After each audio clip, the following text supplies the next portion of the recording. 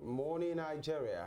Good morning, world. It's Morning Spring on Western Spring Television, your channel that says it as it is. Thank you for joining us today for the first one in this new week. On this program, we look at very important topics, mainly issues of public importance. That's what we look into and we'll talk about. We take opinions, angles, informed ones, by the way, and the aim is to have us a better and a working society, the one that we are all proud of, but an extension, a working nation. This nation of ours, good people, great nation, Nigeria. Femi Ojo is my name, and I welcome you. Evelyn is there, of course, as usual. Good morning. Good morning, Femi. How do you do? Madam. Bonjour, Femi. Good morning, Nigeria. Good morning, world. Thank you so much for joining us. It's a new beginning. It's a new day, a new week, and we are grateful to God for life. My name is Evelyn Ohiolei, thanking you especially for joining us this morning. Thank you. Especially we shall thank you because we are only here because you are there.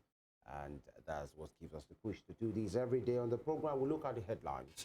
That's where we look at the major, headlines from our major dailies, call it the headline segment. And at the after that, rather, we get talking. That's exactly what's going to happen today again. But quickly, before the headline, it was quite an eventful weekend. By the way, breaking in, breaking out, talking about people looting public facilities, and these are the issues that we are seeing at this point. One thing will easily come to mind because of the hunger, the anger, the desperation in the land. Are we back to the looting era of the COVID time? It speaks to the reality on ground. People are hungry and people will do whatever it takes to get food on their table. Even though illegal. Even though illegal. We just hope that people can actually hold in and be patient and trust that the government is doing all they can to, make sure that this time, this phase we are in, passes. And must be seen. Exactly. To be doing is one thing. To be seen, to be doing is another. Well, it just speaks to people are asking if we are back to the COVID-19 era. Because this is what happened. We are not, time.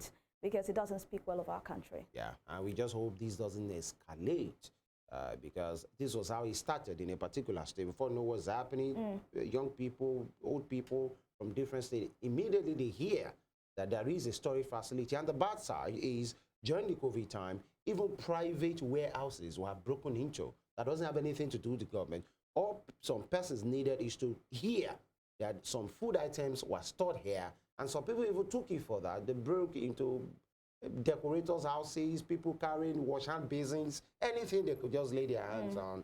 We hope we don't get to that part.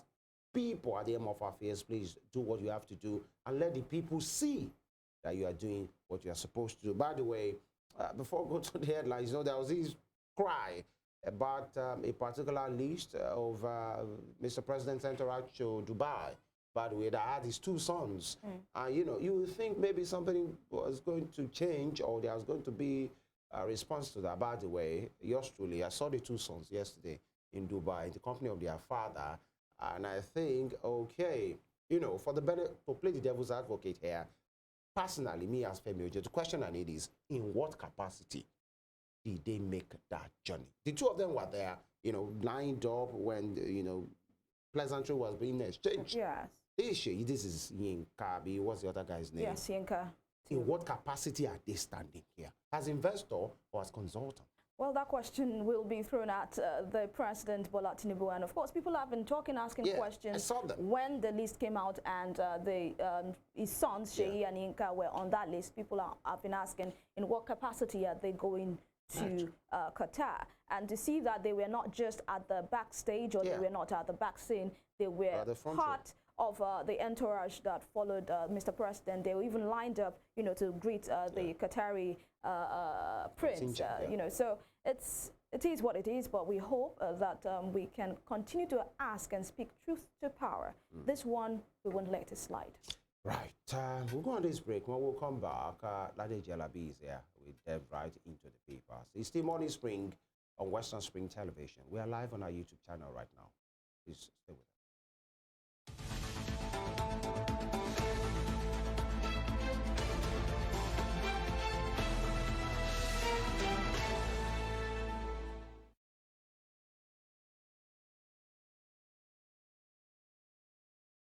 All right, we're diving into the headline segment where we look at, just bits and teats of GC headlines that we have in our major dailies. I'll start with the Vanguard.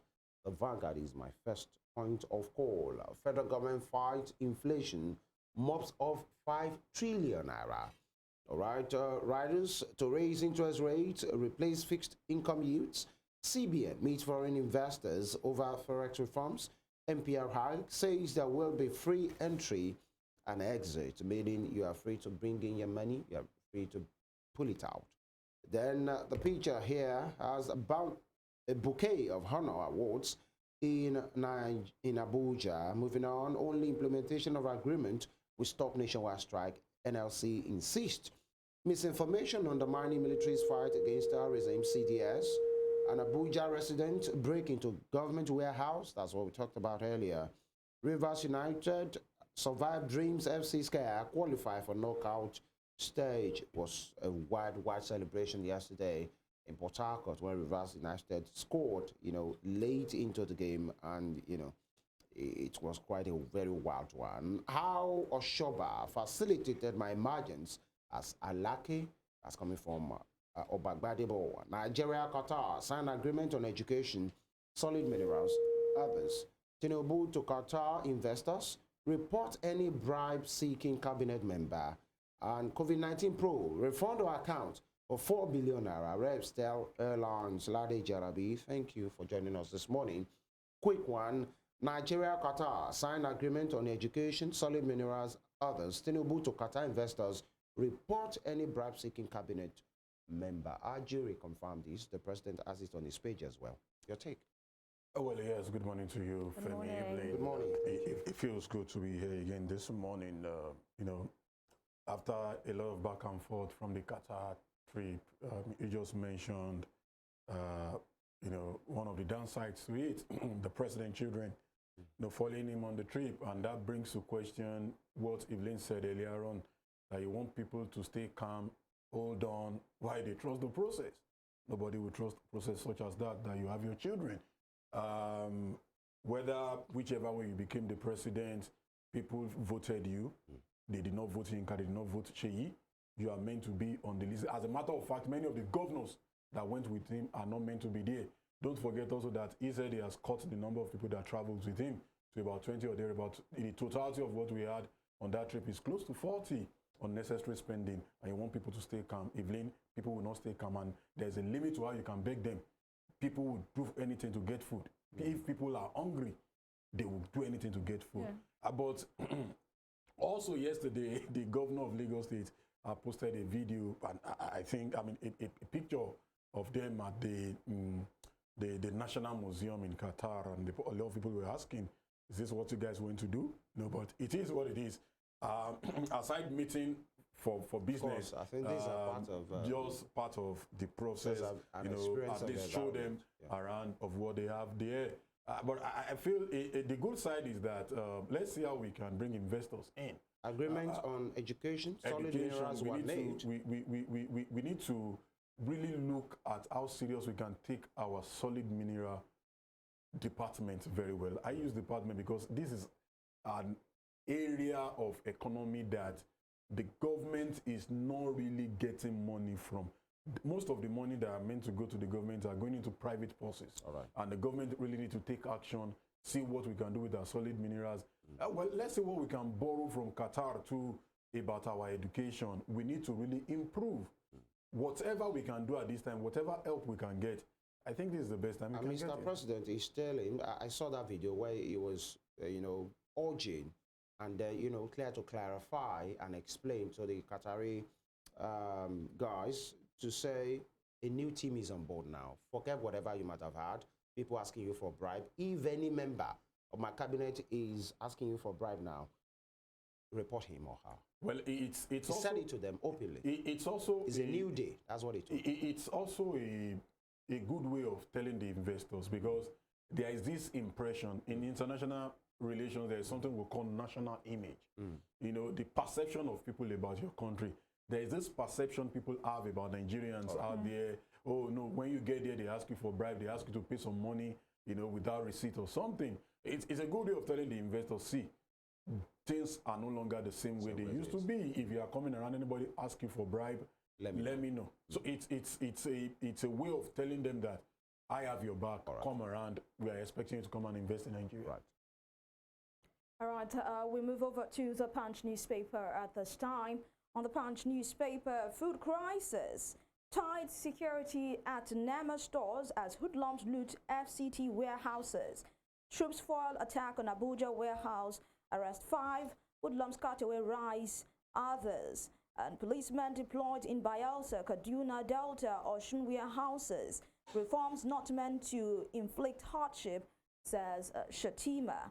Away from that, still on the Punch newspaper this morning, Tom Polo canvasses mob crude output. NAF destroys illegal refineries.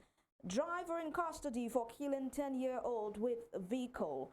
And SIM-NIN linkage, blocked lines rise to 40 million. Top corner of the Punch newspaper this morning, the front page, report Nigerian officials demanding bribes. Tinubu tells Qatari investors. Reps ask airlines to refund 4 billion naira COVID-19 fund.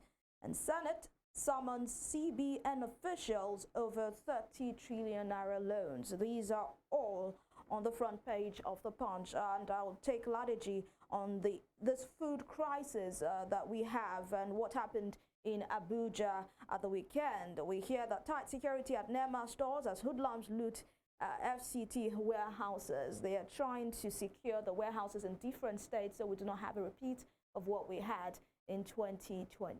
Your thoughts? Well, I have issues with tagging the people that attack the warehouse hoodlums. In reality, see, don't let us just play around. But what they are doing is illegal. It is illegal, but the reality is they don't have food to eat. But it doesn't make it right. It doesn't make it right, but the money your officials, the money your leaders also spend illegally doesn't make it right. If people are hungry and you guys spend on frivolities, people will find means. That's the reality. Do you want people to eat their own children? You have foods in warehouses, you have high inflation rate, farmers cannot go to farm. The money for, the purchasing power of people have dropped drastically. And you are telling them, see, I'm not trying to push people to go and do so that it doesn't appear that we are justifying. No, I'm not justifying illegality. That. But if the needful is not done, people will find means. That's the reality. So you ask people to stay calm, you ask people to hold on, but they see their leaders enjoy life. They see leaders spend unnecessary on things that doesn't matter. And you are telling them to stay calm, they won't. There is a level to which people can hold, whatever. And if you go out there, Evelyn, you saw a video, one of the reporters from this station last week, a cab driver, the man was literally crying. Yeah. This is a man that has something to do. And he's telling you that even with what he does for a living, he cannot meet up, feeding his family. A time in Nigeria, Femi, we only see Gari as a poor man food. Yeah. I tell you boldly now that, Femi, if you can afford 10 Congos of a Gari, EFCC should come visiting you. No, it is the reality. But you are telling people not to go and loot somewhere where there is food. It is natural. They will go out looking for food. So if government want people to stop this, government should do the needful. Show action. Show that you are really working to make this crisis go down. If not, there is a limit to the number of police they will station anyway. That's the reality. Originally, we don't have the number of police to police all of us in Nigeria. So you want to put a percentage at the warehouses, people will overpower them. But in case we don't want that to happen, let government show working. All right, that's it from Ladeji there. Show your workings, that not just wuru to the answer. That's what we're told in elementary days in school. The Guardian is next. The Guardian newspaper. Nigeria's terrorism index, terror attacks decline amid new recruitments, rise in violent conflicts. And of course, you have the statistics there. GTI rank 8, GTI score 7.575. Of course, you have to take your time to go through those statistics and pictures, by the way. And of course, the picture of the looted warehouse is there. Scenes from the looted warehouse in Tasha area of Abuja yesterday. survival mode or thereabout. And these are part of what we are seeing at the moment. We learned some of them have been apprehended and some food items recovered as well. You could see maybe some of them lying down. What some of these security personnel will do in this instance, legally or illegally. Moving on, hardship. Military, paramilitary to distribute food as hoodlums loot warehouses. Right? We wait to see, and this is one caveat that we should put. Whatever the military or paramilitary, plans to do, let them do it in a decent, manner, coordinated, so that we don't have, avoidable deaths, just like it has happened in Lagos. The military, paramilitary, please do the needful and have empathy. Blame games for restructuring delay, economic downturn. Expert blames social media for mass failure in WAEC. How? Telcos may lose 83 billion monthly over disconnected telephone lines. States should account for money they receive. That's an editorial piece. Teachers, endless wait for federal government's promises of improved salary and welfare. By the way, SANU, Senior Staff Association of Nigeria, ASU, they are breathing down the neck of the federal government and threatening to down tool again. One would say at this time is let it be averted. But let me go to what has to do with the young people now. Strategy. Expert blames social media for mass failure in WAEC and others. You agree? I want to agree a bit with that, because now we have a generation of people that have thrown caution away, all in the name of social media, and there are a lot of things you can pinpoint that led to this. Because in reality, even many of them, you ask yourself, are they really going to school for school to pass through them? No. They only want to go to school maybe because their parents want to force them to go. Many of them have seen social media influencing as a shortcut to making money, because in reality, their brothers and sisters that have gone to school, that have attended school, they are still out there jobless. Do you get? But be that as it may, I think that's why I mentioned the other time that we need every help at this moment in time to make sure we rejig our education system, to make sure that we do better with our education. I was asking one of my younger ones yesterday, how much do they pay for WAEC now? They said about 45,000 naira or thereabout. And I said, in reality, these agencies are not meant to be money-making agencies. They are meant to, of course, yes, you do exams, but they are not meant to generate funds. But it is sad that we now celebrate when we hear JAMB returns 50 billion to federal government. Literally, they are not meant to be money-making organizations. They are meant to coordinate these examinations, collect. But they incur logistics, the papers. Of course, they incur logistics, but is it up to now? In reality, what we are trying to do is to make education not affordable to the poor people. Right. But I feel also we need to tame this this terrible thing of social media. Social media itself is not a bad thing, but excessive usage of it by the younger ones is just what makes it terrible for them. A lot of them looks for shortcut now. They care less about education. They care about what. But better still, easily distracted, because you see it. If you ask me, I think is a huge factor, not the only factor. Of course, that's why I said there's no monocosa to this. There are a lot of things that led to this, but also we can add social media to it. Well, you can say they are easily distracted, but one thing about social media is that you can get addicted to it if care is not taken, and it takes away all your time. Right. That will be all from the front page of the Guardian. We move to Nigerian Tribune at this time. On Nigerian Tribune, the front page, residents loot warehouse in Abuja, steal food items. Vandalized building belongs to FCT Agric Department. Police arrest 15 suspects, recover 26 bags of maize. AFDB supports Nigeria with $134 million to cultivate rice, maize, cassava, soya beans.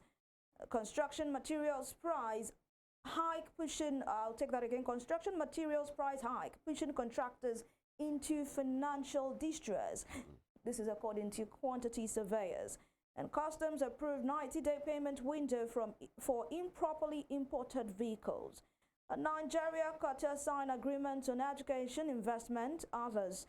Nigeria has best returns on investment, says President Tinubu, and tells Qatari investors to report any official who asks for bribe. Yeah. Top strip, Nigerian Tribune this morning. More reactions trail regulatory actions on BDC operations, and Adesina receives Awolowo Leadership Prize on Wednesday.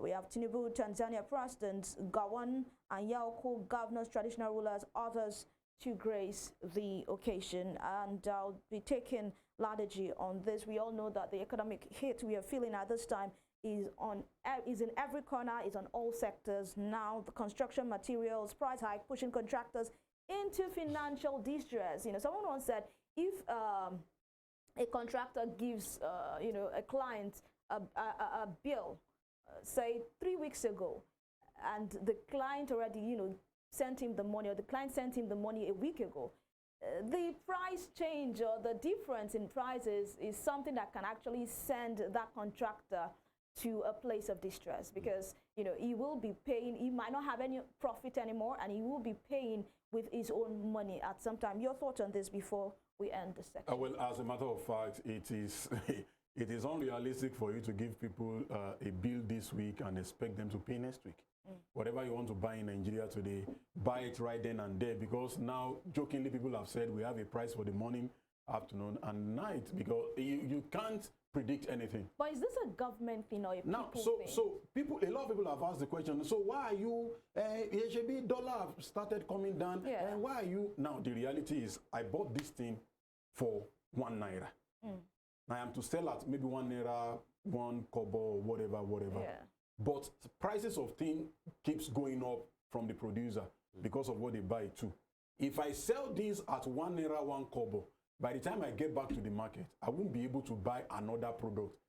So the only reasonable thing economically for me is to either double what I have or at least times 3 it, so that when I get to the market, I can buy and at least hold on to something. So that's just what is happening. It is not that people are just being unnecessarily wicked. We're not even talking about the hike in price. We're talking about the stability of prices. I mean, if you are to triple your prices... The government cannot stabilize prices if what people buy, if the exchange rate people use, if the cost of the raw materials they use in production, if their prices are not going down. You can't tell me, okay, so what cost me to come up with a bag of cement is about 6,000 naira plus.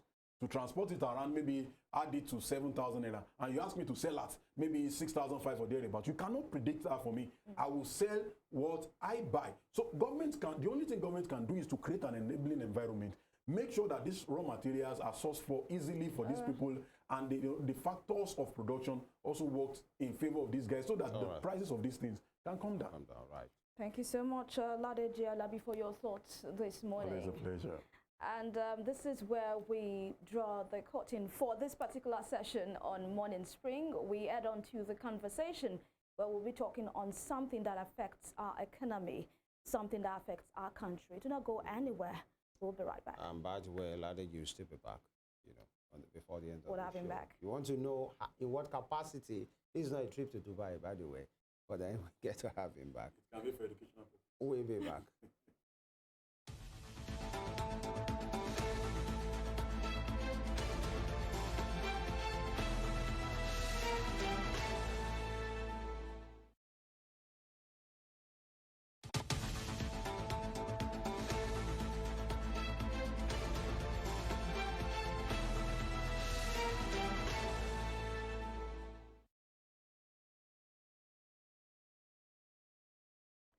Welcome back. It's the conversation on Morning Spring, and right here we talk to critical stakeholders, policymakers, politicians, major actors of different stories and situations for us to get a better view, a proper understanding of what is happening in our country.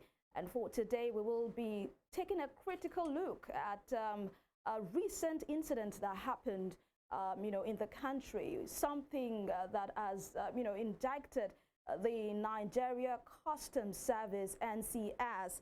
On February 21, 2024, the Foundation for Investigative Journalism, FIJ, released a 16-minute documentary titled Undercover as a Smuggler.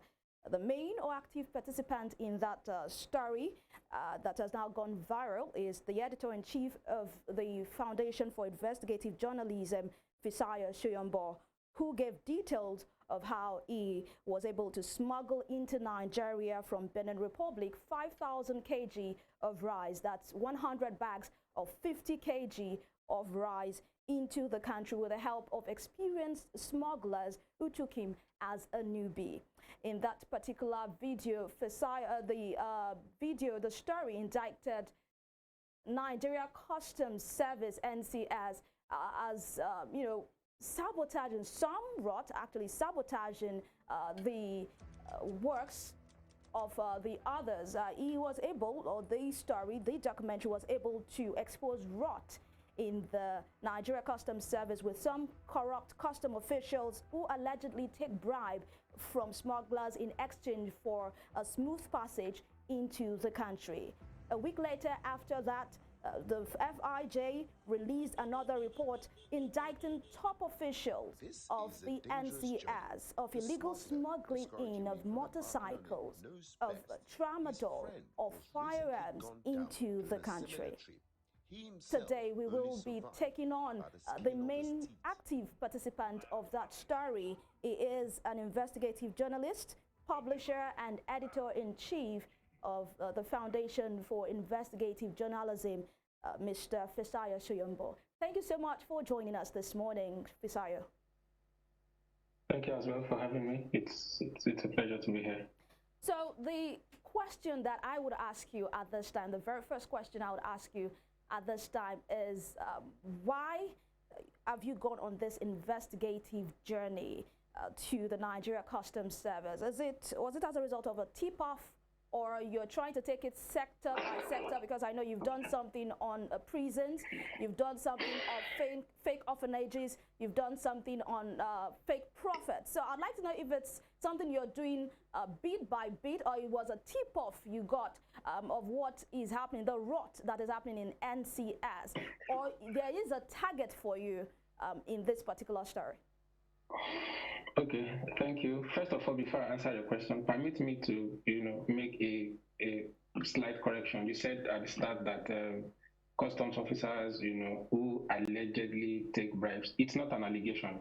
An allegation is someone sitting somewhere and saying this is happening. This is not an allegation because I went there. We bought rice. We smuggled from one location to another. And to move it further, we were waiting for customs to give us permission to proceed. So it is not an allegation. It happened to me.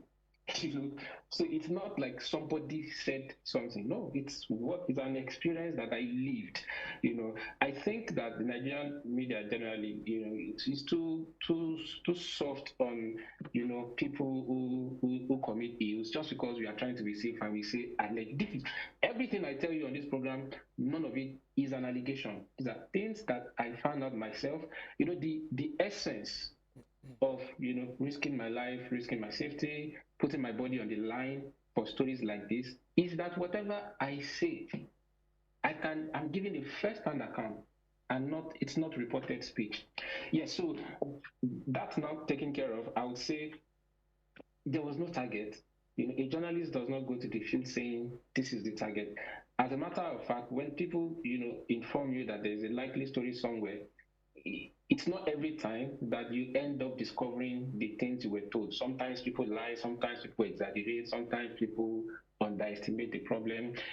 It's purely that from time to time, Nigerians who trust my work, tell me about what is going on. I can tell you for a fact that if I could do 20 stories. I could take on 20 investigations right now. I could draw up a list of 20 big potential stories just based on problems that people have spotlighted to me. On Twitter, on Facebook, on Instagram, in person, by email. People who trust the work that I do, that the Foundation for Investigative Journalism, FIJ, does, reach out to us all the time to say this is. But Nigeria is such a huge country. Yeah. How many stories can one journalist or one organization do? So from time to time, I review and I see what is possible, what is impossible. how easy it is for me to embed myself in places, and a lot of factors come to play in deciding which of the stories I pursue. But I had absolutely no target. Was there a It was a tip-off? case of no, no. I just answered that from time to time, people give me ideas. People come to say, "Oh, we have a smuggling problem here, a smuggling problem here. Oh, we have a federal hospital where things are not moving well. Oh, we have a university where lecturers are sleeping with girls." I get all these tips all the time, and then I review and decide which ones I want to go for. All right, before Femi comes in, I'd like to ask you this. Going by your words, I'm quoting you now. Anyone can bring anything into Nigeria if you pay the right people. You read any news that customs intercept goods, those are people that try to outsmart customs. If you bribe the right people in customs, you bring anything, and by anything, I mean rice, I mean chicken, I mean turkey, I mean arms, ammunitions, tramadol, motorcycles used by terrorists. Those are your words, Fisayo. And I'd like to ask, these words are weighty allegations against the Nigeria Customs Service. One would want to think that the investigation is actually to expose the rot, I mean, the few bad eggs in customs. But it seems you are taking the entirety of the service of the NCS. Again, I would say that they are not weighty allegations. They are weighty statements, but they are not weighty allegations. You know, because I saw trucks, I saw trailers that left and were not stopped when they passed customs checkpoint. Nobody knew the things they had in them. We were waiting, as I said, to get past, and the lead smuggler had to pay customs officials. It's not the police that was paid, it's customs officials that were paid. And I maintain it. Anytime you read it in the newspaper, you watch it on TV, that customs has seized some items. Those are people who are trying to smuggle and they did not bribe customs. Or they bribe the wrong people. To bribe the right people, there is absolutely nothing you can bring into this country. So let me throw the question back to you. When have you ever asked yourself why during elections we had places where there were gunshots and then voting was destabilized? Have you ever asked where they got those guns from? When bandits terrorized people in northern Nigeria, have you ever asked where they got those weapons from? The kidnappers who have migrated to the southwest in Ekiti, Oyo, and Osun, have you ever asked where they got those arms and ammunition from?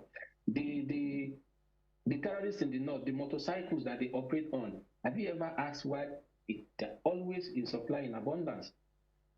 So these are problems that have been created by an overwhelming lack of control at the nation's borders. So people are reaping the consequences, but they don't know and they're not asking the right questions. You can't have proliferation of arms in the country if your borders are safe. We are not even a production country. We are an import-dependent country. Who has time to be? How many people can say they fabricate guns in this country? These things are brought in, and they're so cheap and easy to bring in if you pay the right people. And by the way, let me state, people have been saying, I spoke to some motorcycles and they were saying IBD they brought in guns. I didn't speak to motorcyclists. I didn't interview people. What happened was, as of April, when that smuggler was telling me, I had spent 6 months embedding myself in that region because my first trip was in November 2022, and that confession about IBD Dende as someone who just brought in guns and was apprehended the previous year came in April 2023. So it was because I had spent time making them believe that I was a smuggler like them.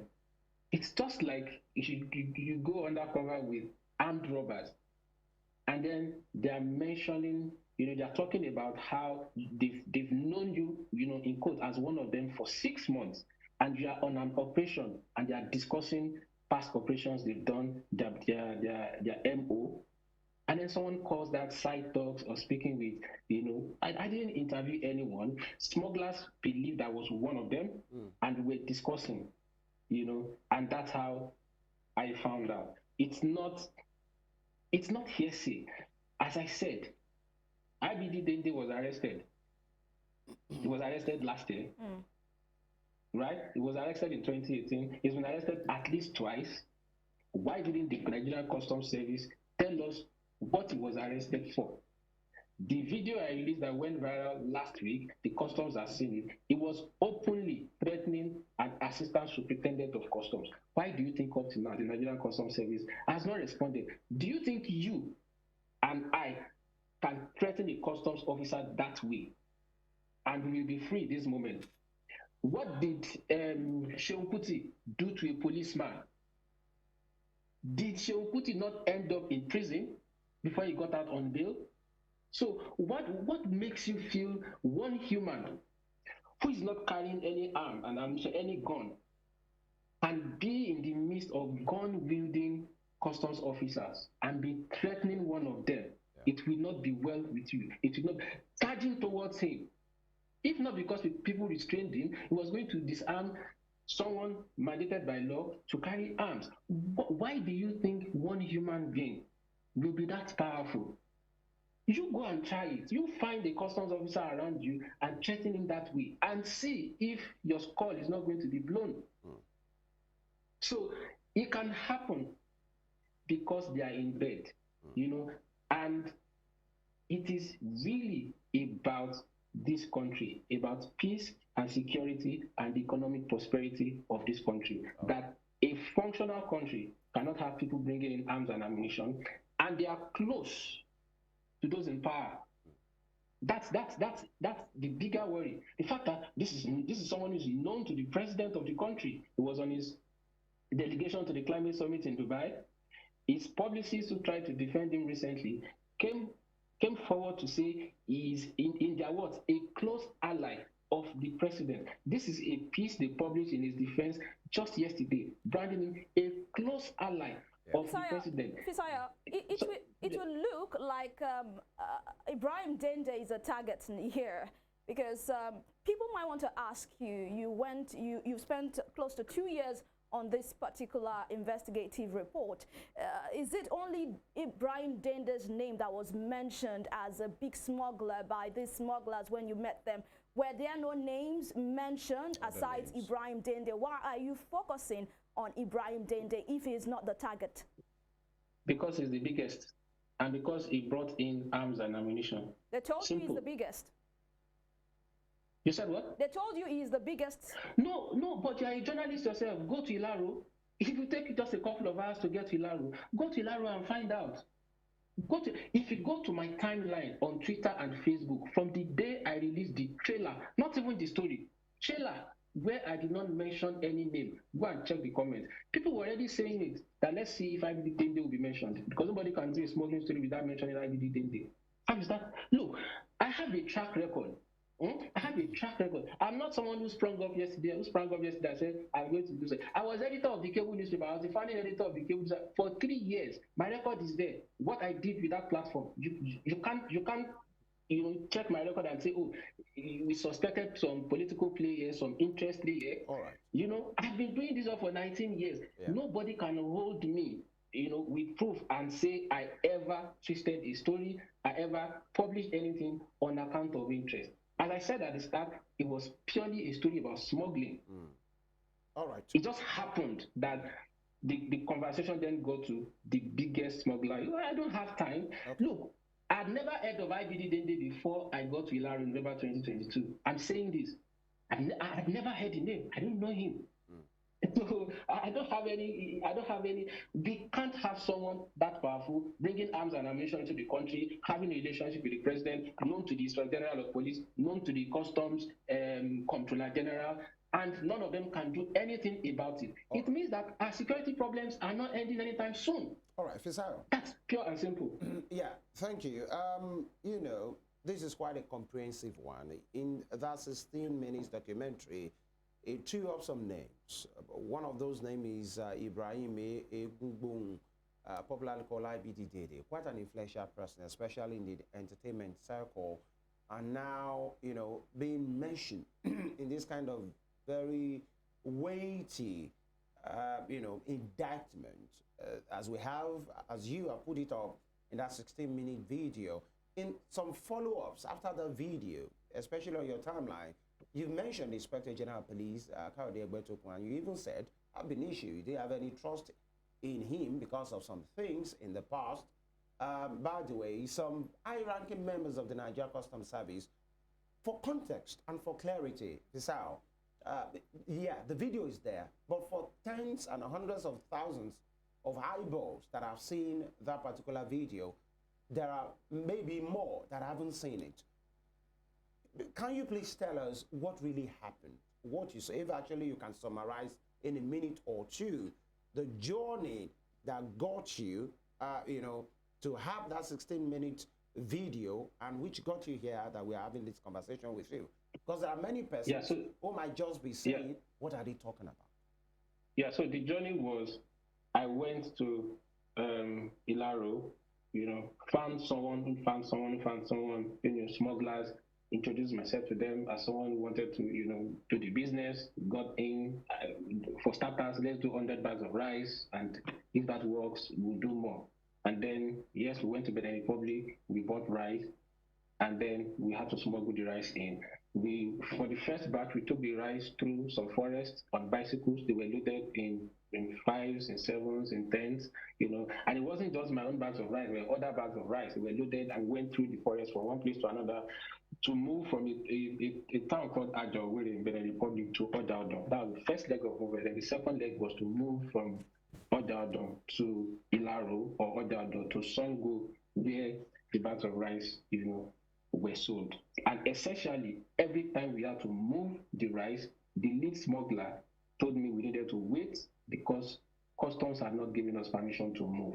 So if you move when customs officials have not told you to move, then you run the risk of being shot.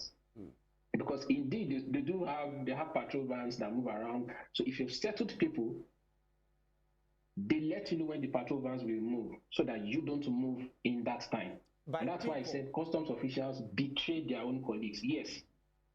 I was with the lead smuggler. We were together and he was getting phone calls. By people, you mean officers of the customs service? Oh, yes, that's what I'm saying. I'm saying that customs officials would collect bribes and then would tell the smuggler, this is the day to move.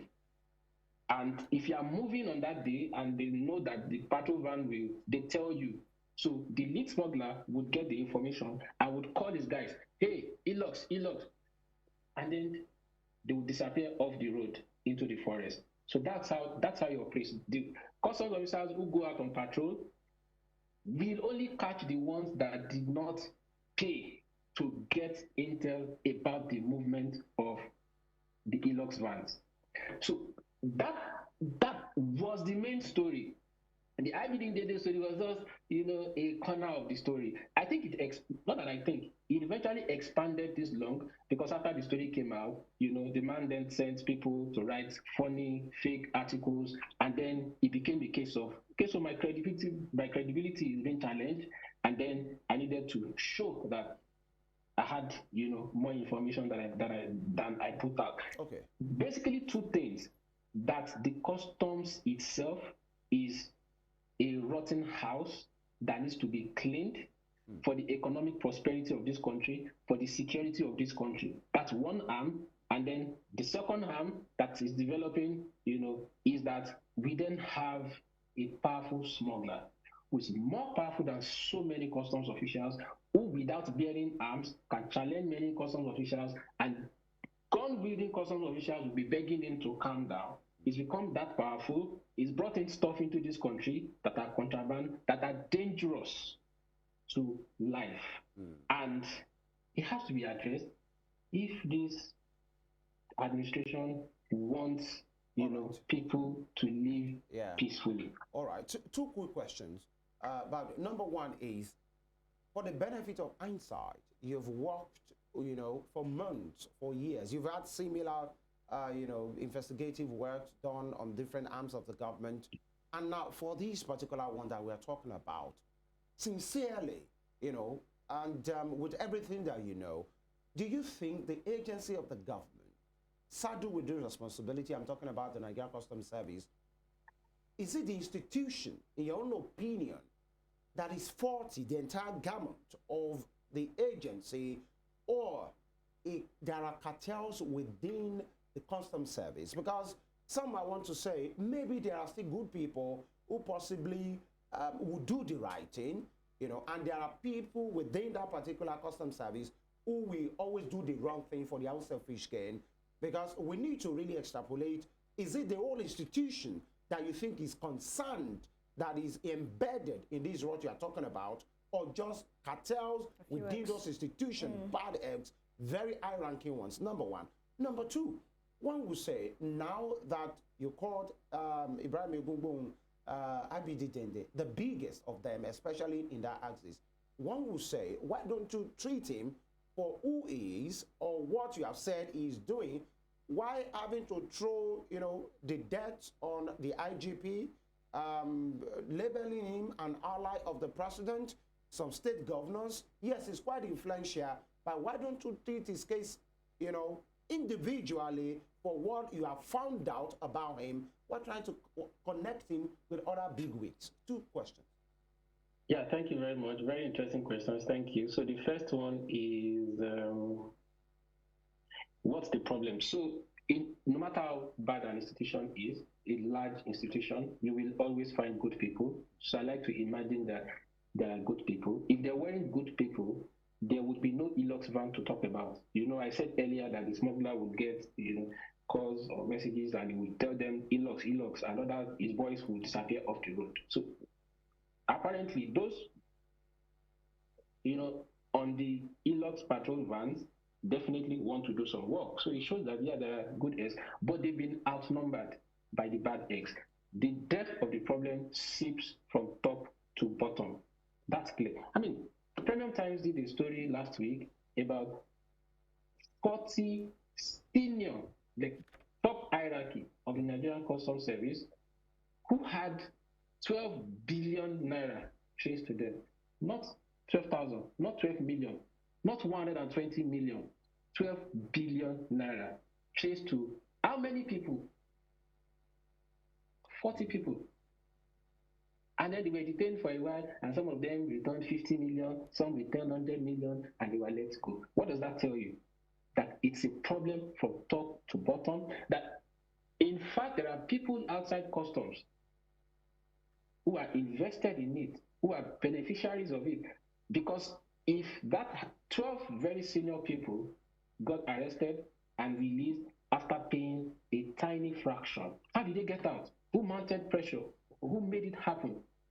Why was EFCC not adamant on charging them to court and pressing, you know, pushing for a case against them? So it's clear that yes, there are one or two good people, but the rot is entrenched, is massive, and will only take a willing president to deal with. Your second question, why not treat IBD Dende as IBD Dende? Any security issue, why shouldn't you link it to the Inspector General of Police? What is the job of the Inspector General of Police? That's overall policing of the country. And if there is anyone committing any form of crime, the Inspector General of Police has to be interested. So if the Inspector General of Police knows him, there's no way he can't know what he does.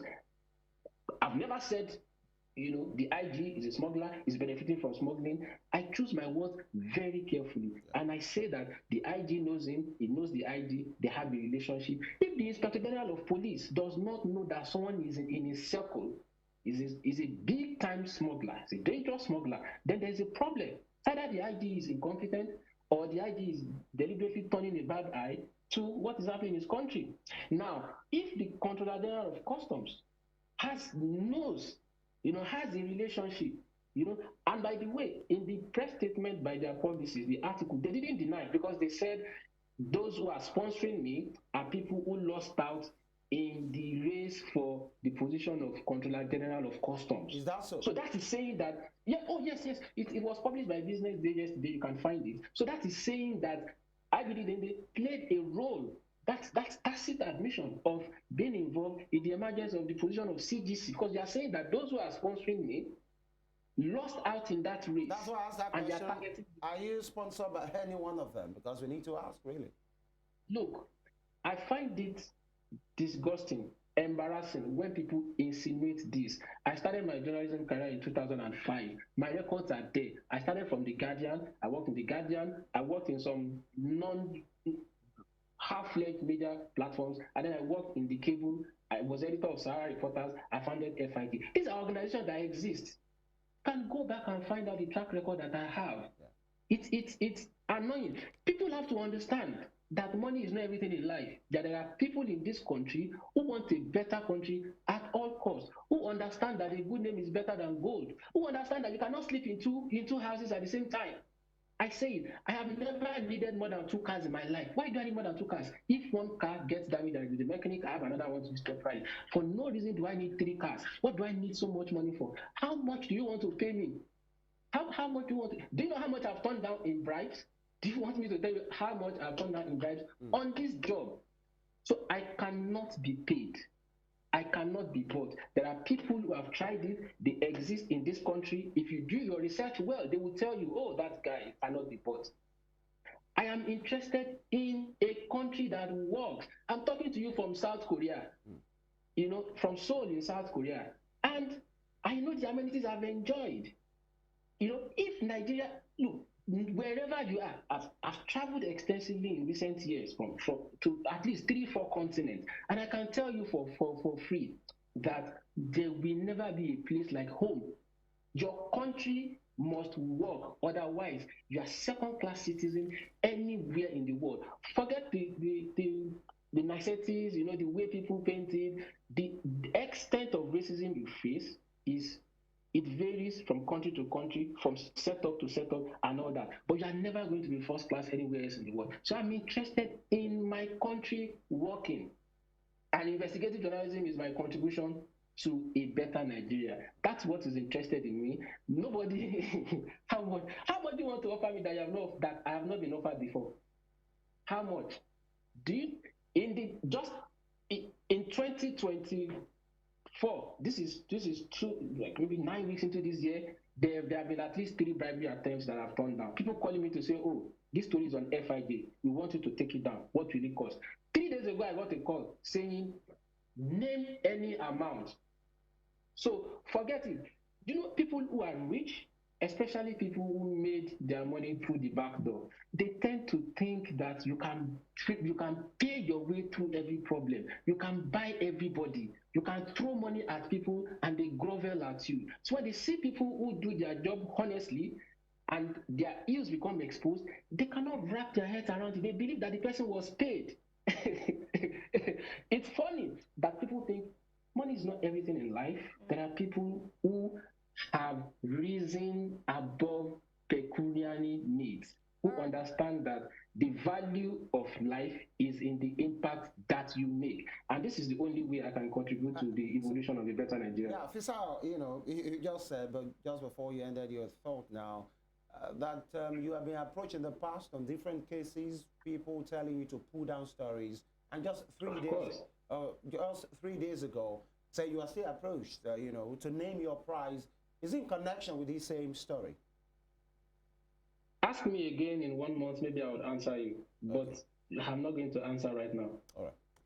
All right, so Fisayo, one we want to ask if you give the Nigeria Customs Service a right of response, if you approached them and if they were willing to talk on the matter or run their own investigation on the matter, because as a journalist you understand the right of response, and also for them to say their own and be able to fish out the bad eggs within the system. Were you able to do this?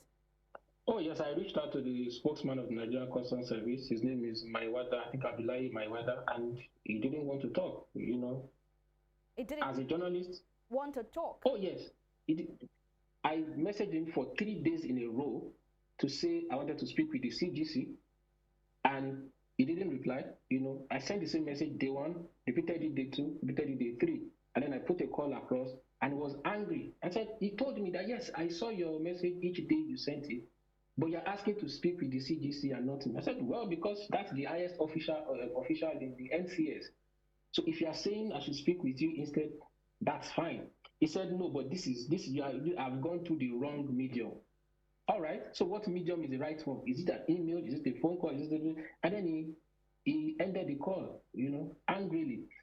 I can't point a gun at people and tell them to talk. My job as a journalist is to give you the opportunity to talk. How you respond is your business. People also ask, did you contact IBD to respond? And my question is, if you go undercover with armed robbers and they tell you this is the lead armed robber, who should be responding? Is it the police or the armed robber? Who do you think should be responding? So the institution that should handle smuggling, I made an attempt to discuss the matters of smuggling, my findings to them. That takes care of speaking to any other person. As a matter of fact, up till now, Customs has not responded. So let's assume that Fisayo Soyombo did not contact Customs. The story went viral. People have multiple tags on Customs, on Twitter, on Facebook. They don't want to talk. You cannot force people to talk. They understand why they are not talking. I understand why. I'm sure you as journalists understand why as well. All right, and of course we have seen that petition by Ibrahim Dende Egungbon saying that you indicting him as a smuggler and a gun runner he termed it character assassination, and he has actually petitioned the Inspector General of Police Kayode Egbetokun demanding an investigation into the report. How do you react to that? Abuse of power. What's the business of IG with what has been published? I mean, it's it does because, that right? You're trying to tarnish his image. He termed it character assassination. And you don't go to the Inspector General of Police for character assassination. You sue. You sue for libel. That is the law. That's the law. Stop. And when I say all these people know about it, they know. The IG should be telling me, but my job is not to go after people who write things about you that you think are false. That is that is reserved for the court of law. Your lawyers write them and make demands. And if his lawyers don't do what you want, then you file a case in court.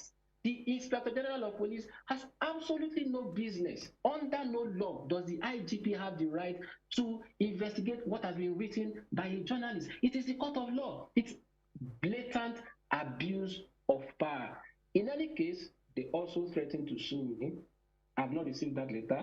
I put up my email address publicly, and I said, if you want to sue me, this is the email address to send it to. My lawyers are waiting. If people say I have assassinated their character, I think that they should be ready to drag me to court so I can defend myself. My lawyers are waiting. The moment IBD Dende's lawyers write my lawyers, we will kickstart action. And I will make it public to say, oh, yes, I'm confirming publicly that I now have a letter from their lawyers. My lawyers are handling it, and the case will develop from there. As journalists, we must not fail to educate the public. Anytime we spot an abuse of power, it is not the job of the Inspector General of Police to be chasing cases of libel. Any IGP that is doing that is jobless. Is jobless or has vested interest in that case. It's not the job of the police. It's not the job of the IG. The IG should focus on security of the people. That's his job, not libel. You're ready for the court process? Of course. Of course. If someone, they want more evidence, and yes, the court is the place to get it. Of course, I'm ready. So you have more evidence on this matter, aside the one that you put out? I didn't say I have more evidence. I said they have more.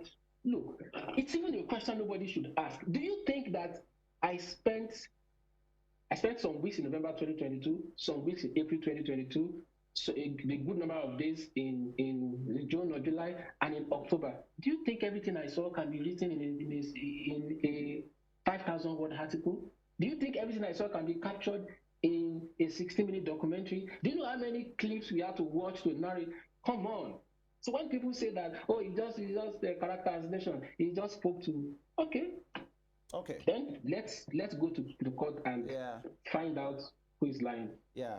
Fisayo, before we let you go, on 16th of February, on your timeline on X, you put out a particular post. You said the documentary is out. Watch.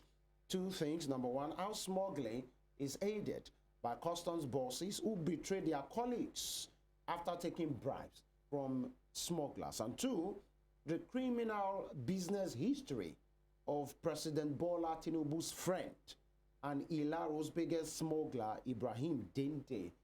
You know, that's what made me ask that question. What we want to say, why mention the name of the president? You could have just easily introduced the man as who he is. But some would draw the inference and say, with what you are saying, that the man is highly connected with people at the security, in charge of security, people on the political side. You even mentioned the name of the president. Yes, he is an ally.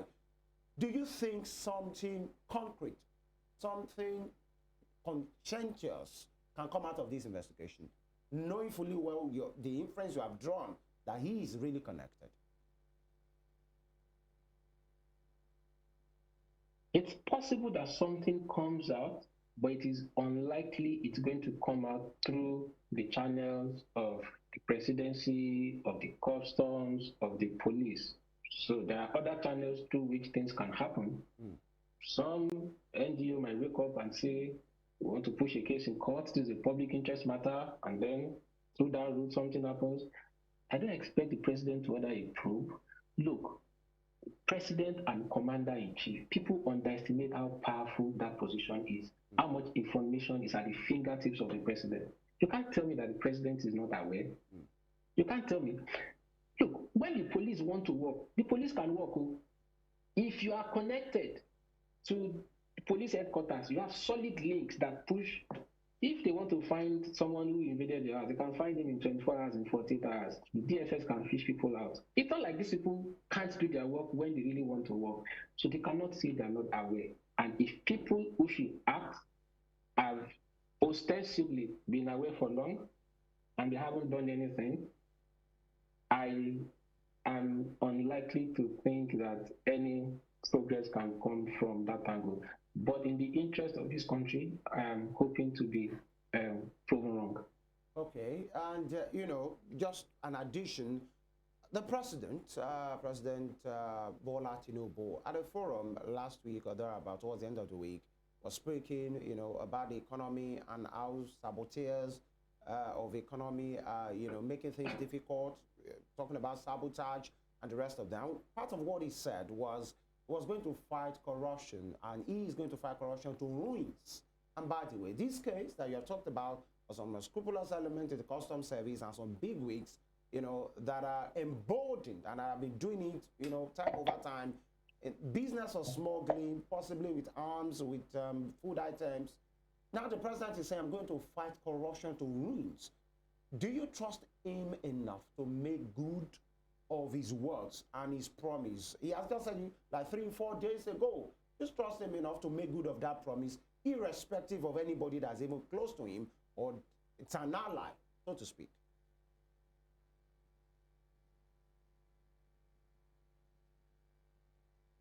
Fisayo, with you.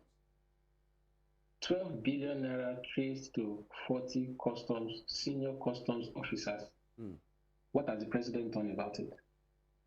So let's say Fisayo Soyombo is targeting IBD Dende. Yeah. He was paid. He is trying to assassinate someone's character, maligning some. Yes. Those that were investigated by the anti-corruption agency set up by the government. So what has the president done about it? You know, leadership is beyond, you know, rhetorics, tokenism, playing to the gallery, saying the right words. The president said this. The president has speechwriters. It's not what they wrote and gave him that he's saying. If your president, actions speak louder than words. On the evidence of the president's actions, I have scant hope in that promise being fulfilled. All right, Fisayo Soyombo, I'll still take you back to that question before we wrap it up on the show. Do you have other names? You mentioned that, according to you, Abi Dende is the biggest smuggler. But do you have other names that were mentioned that you were told by these smugglers you stayed with for 6 months? Were there other names mentioned? Or are you just narrowing down to Abi Dende? Yes. Yes, so while on the field, that was the only name that was mentioned. Again, I'm saying that it was mentioned as the only name because it's the biggest, and the conversation was about, on this job, you have not, arrived yet until you get to that caucus of the biggest smuggler. Again, because he brought in guns and ammo, and it was a case of, he had to flee and pipe low for a while before he returned. So those were the two bases for that conversation to happen. It's not like I was asking who are the biggest smugglers here, because as I said, this was supposed to be a story about the problems of smuggling, about how, goods, contraband come in and out. The idea was not to go and find the biggest smugglers or name any smuggler. The idea was to follow the process, to try to bring it in and then see the problems that happen. Of course, since the story was published, there are then other names that have been mentioned. Right now, I am not ready to name them. If we get to that point, if I need to, I will, But right now, look, you don't want to know how many death threats I've received in the last 72 hours. So Fisayo, I like to. Yeah, I was going to ask you. Thank God that you went there as a rapid. The most recent one came in like 1 hour ago. Exactly. Today? What? Oh yes, just before I came to this show, someone sent me a message on Twitter to say, you won't live long if you don't stop this, and if you don't stop. And I replied them, so what if I don't? In your line of work, do you fear for this thing?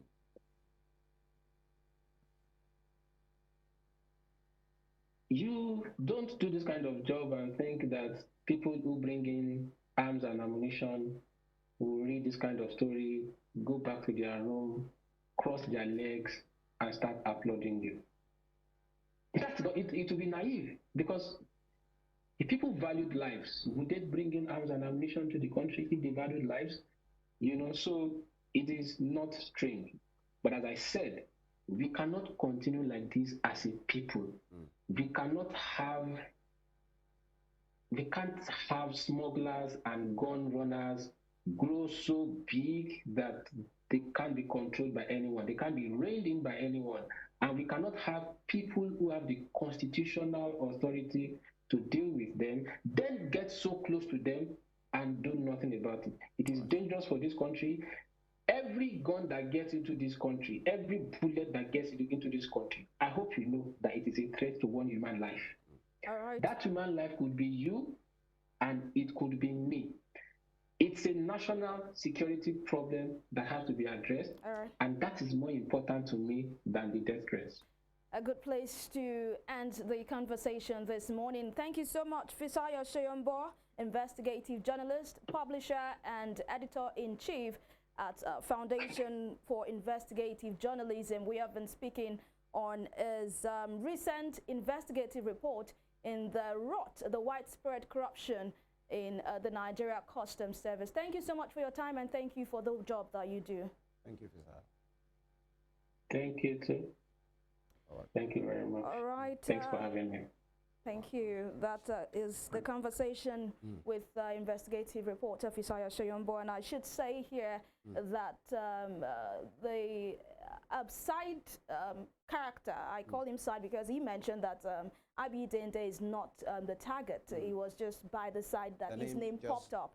He has actually written a statement and also petitioned the IGP, saying that the publications and documentary fabricated by Fisayo Soyombo in relation to him are false in their entirety, and they excessively breach the decent fundamentals of public enlightenment, which the freedom of press is constitutionally about. And his position, he has said that the totality of the documentary where his name was criminally featured and follow-up publications amounts to nothing but character assassination with calculated view to achieve damaging effect against him in his businesses within and outside Nigeria. I just took a portion of that statement this morning because there is a right to, respond.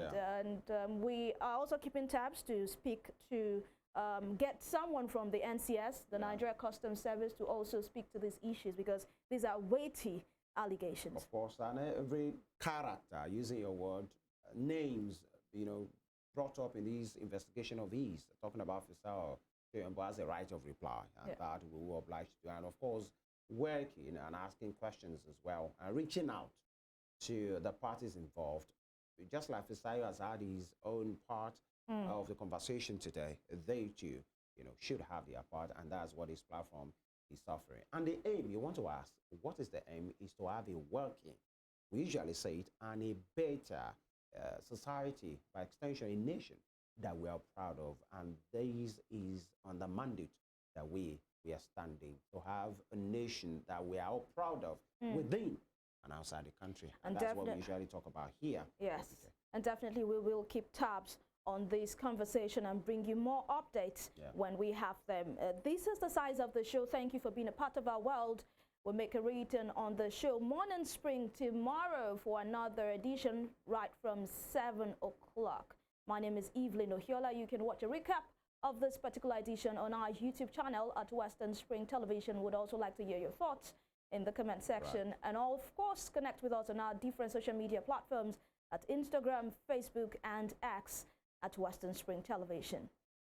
Of course, like, share, and subscribe to our YouTube channel at Western Spring Television. Here we go have this program as well. Femi Ojo is my name. We'll see you tomorrow, God willing. Have a very great day.